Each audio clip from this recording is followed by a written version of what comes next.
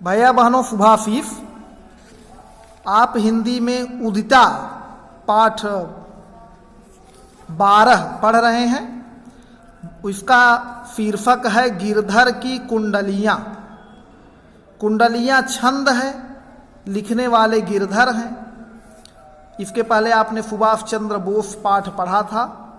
तो सर्वप्रथम हम गिरधर कविराय के बारे में जान लें कि ये कौन थे।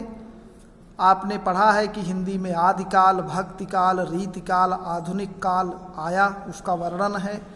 उसी में एक रीतिकाल है जिसमें गिरधर कवि को रखा गया है। गिरधर कविराय हिंदी के प्रख्यात कवि थे।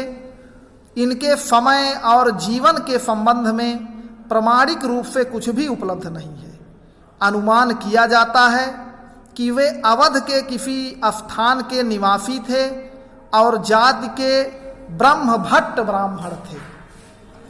शिव सिंह सरोज, जो एक हिंदी साहित्य के लेखक थे, इनके मतानुसार इनका जन्म 1713 ईस्वी में हुआ था। इनके संबंध में एक जनश्रुति प्रख्यात है। कहा जाता है कि किसी कारण एक बढ़ई से इनकी अनबन हो गई। उस बढ़ई ने एक ऐसी चारपाई बनाई थी जिसके चारों कोनों पर 4 पंखे लगे हुए थे। जैसे कोई उस पर सोता था, पंखे चलने लगते थे। उसने चारपाई अपने प्रदेश के राजा को भेंट की। राजा बहुत प्रसन्न हुआ और उससे वैसा ही कुछ और चारपाइयाँ बनाने के लिए कहा। बढ़ई को गिरधर कविराय से बदला लेने का यह अच्छा अवसर जान पड़ा। उसने कहा कि खाटों को बनाने के लिए बेर की लकड़ी चाहिए। गिरधर के आंगन में बेर का एक बहुत अच्छा पेड़ है, उसे दिला दीजिए। राजा ने उनसे वह पेड़ मांगा। जब उन्होंने नहीं दिया तो वह जबरदस्ती काट लिया गया। इस कृत्य से वे बहुत क्षुब्ध हुए और सपत्नीक माने पत्नी सहित उस राज से निकलकर चले गए और आजीवन अपनी कुंडलियां सुनकर मांगते खाते रहे। इनकी कुंडलियां दैनिक जीवन में बड़ी शुद्ध, सरल और सीधी हैं और उसकी उपयोगिता भी है। वे प्रायः नीति परक हैं, जिनमें परंपरा के अतिरिक्त अनुभव का भी पुट है। कुछ कुंडलियों में साई छाप मिलता है, जिनके संबंध में धारणा यह है कि यह उनकी पुत्री की रचना है। ऐसा अनुमान है कि गिरधर पंजाब के रहने वाले थे, किंतु बाद में इलाहाबाद के पास रहे। गिरधर कविराय ग्रंथावली में 500 से अधिक कविताएं संकलित हैं। तो ये गिरधर कवि थे। लोक भाषा में इन्होंने अपनी रचनाएं लिखी और घूम टहल करके लोगों को संदेश देने का काम किया। कुंडलियां आप में पढ़नी है, जिसमें पहली कुंडली है, लिखा है, लाठी में गुण बहुत है, सदा राखिए संग। गहरी नदी नारी जहाँ, तहाँ बचावे अंग। जहाँ बचावे अंग, झपट कुत्ता कह मारे। दुश्मन दावा गिर, होए तिनहु की झारे। कह गिरधर कविराय सुनो है दूर के बाठी। सब हथियार न छाणी, हाथ मा लीजे लाठी।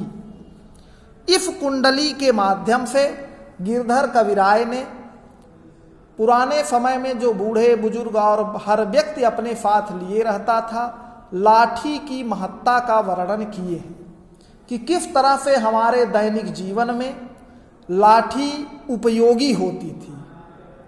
तो अब तो नए नए हथियार, नए नए वस्तुएं और संसाधन विकसित हो गए हैं। लाठी कोई नहीं लेता, लेकिन आज भी लाठी की प्रासंगिकता कम नहीं हुई है।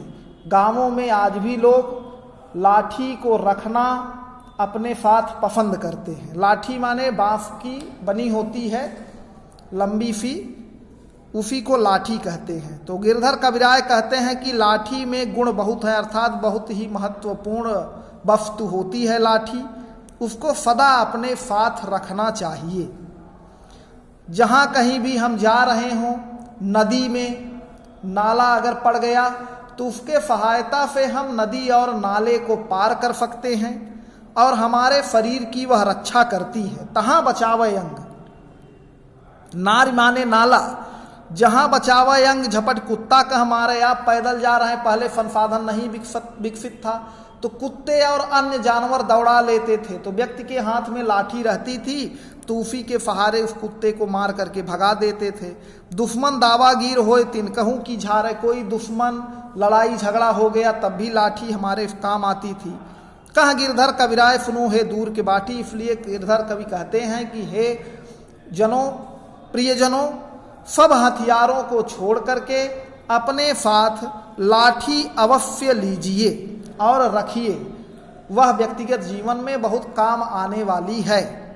एक बार फिर से मैं पढ़ दे रहा हूँ। लाठी में गुण बहुत है, सदा राखिए संग, गहरी नदी नारी जहाँ तहाँ बचावे अंग, जहाँ बचावे अंग झपट कुत्ता कह मारे, दुश्मन दावागीर होए तिनहू की झारे।